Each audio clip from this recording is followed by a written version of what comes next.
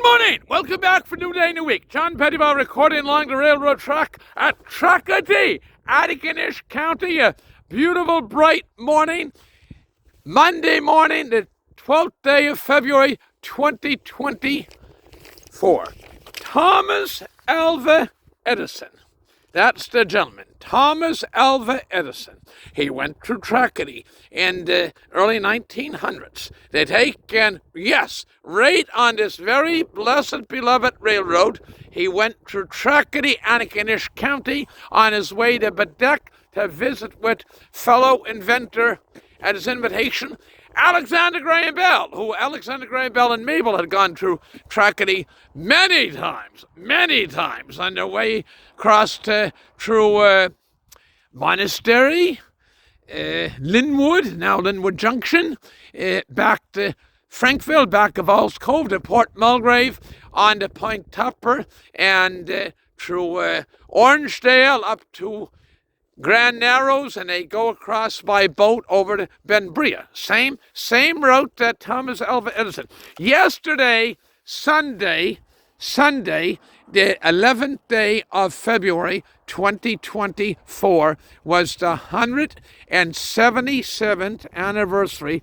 of the birth of Thomas Alva Edison. And he was the youngest of his parents' children, and I did not notice till reading this last night that there's a Nova Scotia connection and a Holland connection. His parents came from Holland.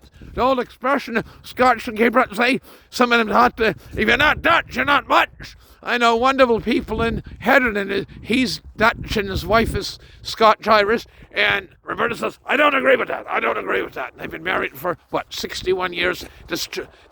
So Roberta doesn't agree if you're not Dutch, you're not much, but if you are Dutch, you're damn good too. That's no question about that. And so Thomas Alva Edison's parents came via Holland. And they at one point, they lived in Nova Scotia. So then they went to Ontario, because he was born in the great state of Ohio, the buckle in the Bible Belt. And think of it, the founder of General Electric, one of the finest companies God has ever, bar none, put on the face of this earth. To say GE brings good things to life, well, Thomas Edison brought lights to us all. And that'd be about 150 years ago, the incandescent light bulb. And you had to figure it was Dutch ancestry there, because you gotta be persistent. I'm not Dutch, but Bill Bartlett said one time in a radio show I sponsored, he said, John Pettipas, if he's not persistent, he's not persistent. Well, we all need persistence in life. They take, and so it was 1,056 times before. It was 1,000 plus. I believe it was the 1,056 try that he got a filament inside your conventional light bulb. Till they get these newfangled things, supposed to be low energy use. But anyway, that a filament that lasted more than a few minutes would last for not only several hours, days, and weeks. So it was Dutch persistence in there. Dutch persistence. So born on February 11th, 1847, American inventor Thomas Alva Edison in Milan, Ohio. Not Milan, Italy, Milan, Ohio. They take, and did you know, speaking of my blessed beloved railroad, that Thomas Alva Edison, as a boy, sold chocolate bars and stuff like that on passenger trains. No more than 12 years old. And as a young man, he worked as a telegraph operator.